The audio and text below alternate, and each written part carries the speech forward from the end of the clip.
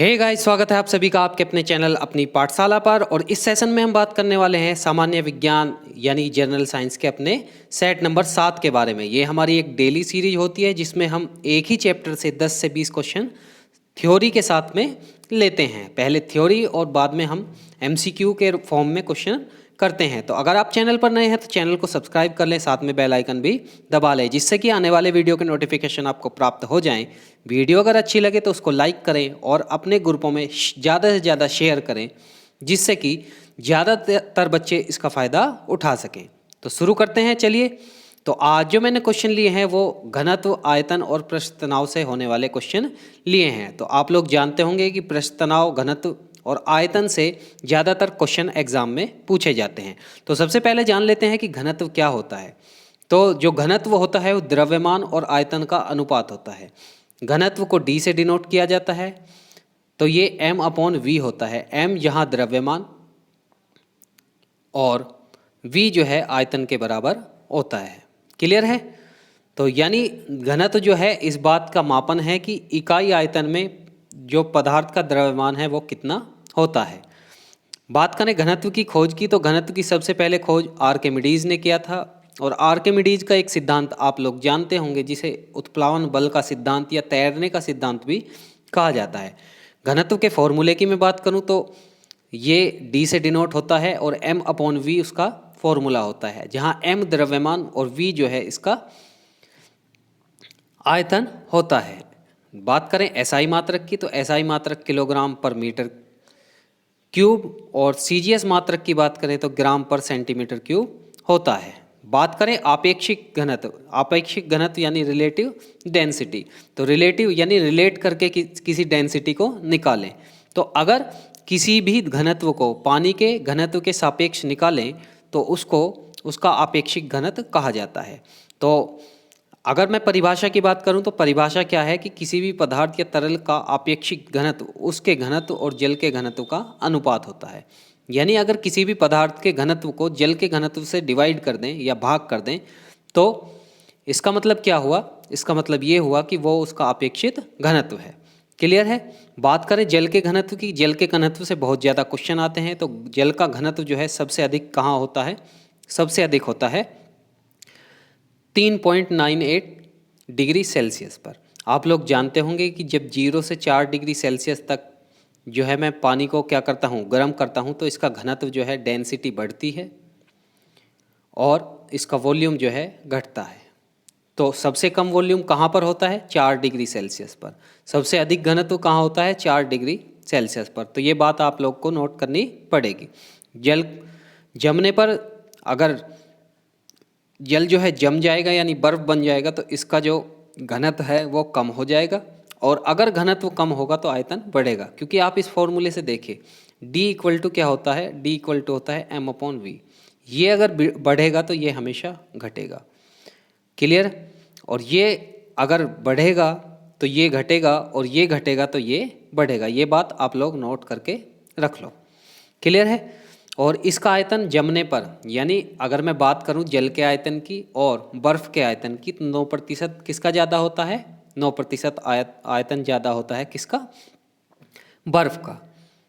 बात करें पृष्ठ तनाव की, तो पृष्ठ तनाव क्या होता है? किसी द्रव के मुक्त पृष्ठ पर खींची गई काल्पनिक रेखा के प्रति एकांक लंबाई पर लंबवत कार्य कर रहे बल के बराबर होता है। यानी किसी पृष्ठ के कोई अगर द्रव है तो उसके मैं एक काल्पनिक रेखा खींच दूँ तो इस रेखा के प्रति एकांक लंबाई यानी 1 मीटर पर जितना भी न्यूटन बल लगेगा वो उसका पृष्ठ तनाव कहलाएगा। तो पृष्ठ तनाव की बात करें तो इसे इंग्लिश में सरफेस टेंशन भी कहा जाता है। तो T या S से इसे क्या किया जाता है? डिनोट। बात करें इसके मात्रक की, तो न्यूटन पर मीटर इसका क्या होता है? इसका SI या MKS पद्धति में मात्रक होता है। और पृष्ठ तनाव पर तापमान का क्या प्रभाव पड़ता है कि तापमान, अगर किसी द्रव का ताप बढ़ा दिया तो इसका मतलब है कि उसका जो पृष्ठ तनाव है वो क्या हो जाएगा? कम हो जाएगा। क्लियर है? नेक्स्ट बात करें आर्किमिडीज के सिद्धांत की, तो आर्किमिडीज के सिद्धांत को उत्प्लावनता का सिद्धांत या तैरने का सिद्धांत भी कहा जाता है। तो ये सिद्धांत है कि जब कोई वस्तु किसी द्रव में पूर्ण या आंशिक रूप से डुबोई जाती है तो उस पर लगने वाला उत्प्लावन बल उस वस्तु द्वारा स्थापित तरल के भार के बराबर होता है। तो अगर मैं उत्प्लावन बल आपको समझाने की कोशिश करूं तो कोई द्रव अगर है तो द्रव में अगर मान लिया मैं एक बाल्टी लेऊं तो और उसमें मग्गे को डुबाने की कोशिश करूं तो आप लोग महसूस करेंगे कि मग्गा जो है डूब नहीं रहा है, ऊपर की तरफ एक बल लगा रहा है। तो इस बल को क्या कहा जाता है? उत्प्लावन बल कहा जाता है। और इसकी जो दिशा होती है वो सतह से ऊपर की तरफ होती है। तो आर्किमिडीज का सिद्धांत बहुत बार पूछा गया है। ये भी पूछा गया है कि किस सिद्धांत को तैरने का सिद्धांत कहा जाता है। तो ये बात आप लोग नोट करके रख लो। तो बात करें अब क्वेश्चनों की, तो बात क्वेश्चनों की अब अगर करें तो सबसे पहले पूछ रहा है कि पानी का घनत्व अधिकतम कब होता है। तो ये क्वेश्चन बहुत ज़्यादा पूछा जाता है। तो देखिए पानी का घनत्व जो है वो 4 डिग्री सेल्सियस पर सबसे ज़्यादा होता है। 4 डिग्री सेल्सियस पर सबसे ज़्यादा होता है, यानी मैक्सिमम होता है। और अगर मैं बात करूं आयतन की तो 4 डिग्री सेल्सियस पर यह सबसे कम होता है। क्लियर है? एक बात तो आप ये नोट करो या स्क्रीनशॉट यहीं पर ले लो। नेक्स्ट चीज़ क्या नोट करनी है आपको? नेक्स्ट चीज़ नोट ये करनी है कि अगर मैं 0 डिग्री सेल्सियस से इसका तापमान बढ़ाऊं तो 0 से 4 के बीच में, 0 से 4 के बीच में घनत्व क्या होगा? घनत्व यानी डेंसिटी बढ़ेगी, उसके बाद क्या होगी? घटेगी। और 0 से 4 डिग्री सेल्सियस के बीच में आयतन जो है क्या होगा? घटेगा, और उसके बाद में क्या होगा? बढ़ेगा। क्लियर है? ये बात आप लोग स्क्रीनशॉट के रूप में याद रखेंगे। तो अब पहला क्वेश्चन ये है कि पानी का घनत्व अधिकतम कब होता है? तो 4 डिग्री सेल्सियस पर होता है। एग्जैक्ट अगर मैं बात करूं तो 3.98 डिग्री सेल्सियस पर उसका सबसे अधिकतम घनत्व होता है। और ये कितना होता है? ये होता है 1000 ग्राम पर सेंटीमीटर क्यूब। ये बात आप लोग याद रखेंगे। नेक्स्ट क्वेश्चन, वस्तु की मात्रा बदलने पर अपरिवर्तित रहता है आयतन, भार, द्रव्यमान और घनत्व। तो घनत्व पर जो है वस्तु की जो मात्रा है उसका कोई भी प्रभाव नहीं पड़ता है। तो घनत्व जो है वस्तु की मात्रा बदलने पर नहीं बदलता है। यानी आप 1 लीटर जल लेंगे यानी पानी लेंगे तो उसका भी घनत्व इतना ही रहेगा, 1000 लीटर लेंगे तो उसका भी इतना ही रहेगा। नेक्स्ट क्वेश्चन देख लेते हैं भाई। क्वेश्चन नंबर 3 कह रहा है कि तैराक को नदी के मुकाबले पानी में तैरना आसान क्यों होता है? पानी में तैरना आसान क्यों होता है? तो देखिए तैरना आसान जब होगा जब किसी भी चीज़ का घनत्व ज़्यादा होगा। यानी अगर एक चीज़ दूसरी चीज़ के ऊपर तैर रही है तो जो तैर रही है उसका घनत्व कम होगा, और जिस पर वो तैर रही है उसका घनत्व क्या होगा? ज़्यादा होगा। ये बात आप लोग नोट करके रखिए, ज़्यादा होगा। यानी अगर मैं बात करूं कि पानी और पेट्रोल की, तो आप लोगों को पता होगा कि पेट्रोल जो है पानी के ऊपर क्या करता है? तैरता है। तो इसका मतलब ये हुआ कि पानी का घनत्व ज़्यादा होता है और पेट्रोल का घनत्व पानी का घनत्व ज़्यादा होता है और पेट्रोल का घनत्व कम होता है। क्लियर है? तो इसका मतलब ये हुआ कि भाई समुद्र का पानी का घनत्व जो है साधारण पानी से क्या होता है? ज़्यादा होता है। और ज़्यादा होने का क्या कारण है? ज़्यादा होने का क्या कारण है? नमक उसका एक कारण है, नमक। यानी अगर मैं पानी में नमक मिला दूं तो उसका घनत्व क्या हो जाएगा? उसका घनत्व बढ़ जाएगा। ये बात आप लोग याद रखेंगे। नेक्स्ट क्वेश्चन देख लेते हैं। क्वेश्चन है कि वायुमंडल में बादलों के तैरने का क्या कारण है? बादल के तैरने का क्या कारण है? तो तैरने से जब भी बात होगी, तो तैरने की बात जब भी होगी तो घनत्व उसका आंसर होगा, क्योंकि वायुमंडल में जो गैसें होती हैं उनका घनत्व ज़्यादा होता है बादलों के घनत्व के। और अभी मैंने बताया कि अगर 2 चीज़ हैं और एक चीज़ दूसरी चीज़ के ऊपर है तो ऊपर वाली चीज़ का घनत्व क्या होगा? ऊपर वाली चीज़ का घनत्व कम होगा और नीचे वाली चीज़ का घनत्व ज़्यादा होगा। क्लियर है? नेक्स्ट क्वेश्चन देख लेते हैं भाई। Question number 5। क्वेश्चन नंबर 5 है कि समुद्र में प्लावन करते हुए आइसबर्ग का कितना भाग समुद्र की सतह पर होता है? तो जब समुद्र होता है तो उसमें आइसबर्ग पाए जाते हैं। आइसबर्ग का मतलब है, अगर देसी भाषा में बात करूं तो जो बर्फ़ के पहाड़ हैं जो समुद्रों के अंदर हैं, जिससे टाइटैनिक टकराया था। तो इसका जो ऊपरी सतह पर भाग होता है वो 1/10 होता है। यानी अगर 10 मीटर का है, 10 किलोमीटर का है कोई पहाड़, तो इसका मतलब है कि 1 किलोमीटर ही उसका ऊपर दिखेगा। क्लियर है? नेक्स्ट क्वेश्चन देख लेते हैं आज का, क्वेश्चन नंबर 6। तो क्वेश्चन नंबर 6 है कि बांध के नीचे की दीवार मोटी बनाई जाती है, तो उसका क्या कारण है। ये एक दाब का क्वेश्चन है। तो आपने देखा होगा कि बांध की जो दीवारें हैं वो ऐसे बनाई जाती हैं। तो यहाँ जो नीचे जो चौड़ी बनाई जाती हैं वो इसलिए बनाई जाती हैं कि जैसे जैसे गहराई बढ़ेगी तो गहराई बढ़ने के साथ में जो द्रव का दाब है वो बढ़ता चला जाएगा।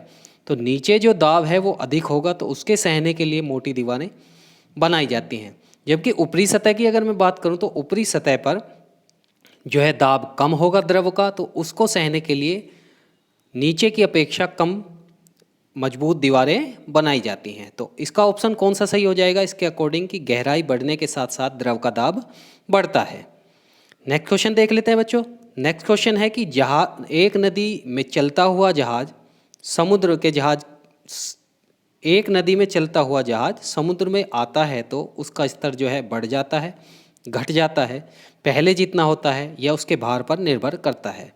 तो देखिए एक बात बताऊं मैं आपको कि नदी का जो जल होता है उसका घनत्व कम होता है, और जो समुद्र का जो जल होता है उसका घनत्व क्या होता है, उसका घनत्व ज़्यादा होता है। इसका कम होता है, इसका ज़्यादा होता है। कारण क्या होता है? कारण होता है इसमें घुला नमक, यानी नमक की जो मात्रा होती है उसके कारण होती है।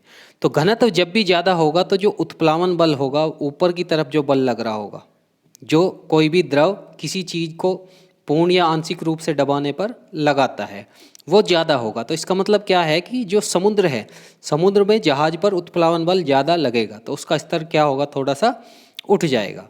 तो स्तर जो है थोड़ा सा ऊपर उठ जाएगा। नेक्स्ट क्वेश्चन, क्वेश्चन नंबर जो है ये आपका 8 है कि लोहे की कील पारे में क्यों तैरती है जबकि यह पानी में डूब जाती है। तो डूबने का ये कारण है कि घनत्व ज़्यादा होगा, और तैरने का ये कारण है कि जो चीज़ तैर रही है उसका घनत्व कम होगा। तो इसका मतलब क्या है कि लोहे का ये जो है घनत्व है, ये यहाँ पर मिसप्रिंट है। तो लोहे का जो घनत्व पानी से अधिक होता है और पारे से कम होता है। तो बी इसका सही आंसर हो जाएगा। क्लियर है? लोहे का घनत्व पानी से अधिक होता है और पारे से कम होता है। तो इसका सी ऑप्शन सही हो जाएगा। सी ऑप्शन में घनत्व ही दिया है। तो नेक्स्ट क्वेश्चन देख लेते हैं भाई, क्वेश्चन नंबर 9 कि जब एक ठोस पिंड पानी में डुबाया जाता है तो उसके भार में ह्रास होता है, और यह ह्रास कितना होता है। तो आर्किमिडीज के सिद्धांत से मैं पढ़ा चुका हूँ कि जब कोई वस्तु किसी भी द्रव में पूर्ण या आंशिक रूप से डुबोई जाती है तो उसके द्वारा विस्थापित जो जल होता है या पानी होता है उसके भार के बराबर होता है। तो इसका ऑप्शन बी मेरा आंसर सही हो जाएगा कि विस्थापित पानी का, सॉरी, इसका ऑप्शन ए मेरा सही हो जाएगा कि विस्थापित पानी का भार जो है उसके भार में ह्रास के बराबर होता है। नेक्स्ट क्वेश्चन देख लेते हैं कि बर्फ़ पानी में तैरती है परंतु अल्कोहल में डूब जाती है। जिसमें भी डूब रही है इसका मतलब है कि उसका घनत्व जो है जो डूबी हुई वस्तु के घनत्व से कम है। इसका मतलब है कि अल्कोहल का घनत्व कम है, या इसका मतलब ये कहें कि अल्कोहल जो है बर्फ़ से भारी, बर्फ़ जो है अल्कोहल से भारी है, पानी से हल्की है और अल्कोहल से क्या है, भारी। हल्की भारी का मतलब उसके घनत्व से ही है। तो इसका ऑप्शन डी सही हो जाएगा। नेक्स्ट क्वेश्चन है कि भाई स्टील की गोली पारे पर तैरती है क्योंकि अभी मैंने बताया कि अगर कोई भी चीज़ तैर रही है तो उसका घनत्व कम होगा। इसका मतलब स्टील की गोली का घनत्व जो है वो क्या होगा, कम होगा, यानी पारे का ज़्यादा होगा। तो इसका ऑप्शन बी मेरा सही हो जाएगा कि पारे का घनत्व स्टील की अपेक्षा अधिक होता है। नेक्स्ट क्वेश्चन, जब कोई नाव नदी से समुद्र में प्रवेश करती है तो अभी मैंने बताया कि वह थोड़ी ऊपर की ओर उठ जाती है क्योंकि उस पर जो उत्प्लावन बल लगेगा वो घनत्व ज़्यादा होने के कारण लगेगा। क्लियर है? तो ये वीडियो यहीं तक थी। ये वीडियो आपको कैसी लगी कमेंट बॉक्स में कमेंट करके मुझे ज़रूर बताएं। वीडियो अगर अच्छी लगे तो उसे लाइक करें, ज़्यादा से ज़्यादा शेयर करें, अपने ग्रुपों में शेयर करें, जिससे कि ज़्यादा बच्चे इसका फ़ायदा उठा सकें। 6 वीडियो यानी 6 सेट पहले ही आ चुके हैं, उन्हें आप देख लें और देख करके आपके अपने फिजिक्स के यानी भौतिकी के जो है चैप्टर तैयार करें। तो ये सेशन यहीं तक था, मिलते हैं नेक्स्ट सेशन में, तब तक के लिए बहुत बहुत धन्यवाद।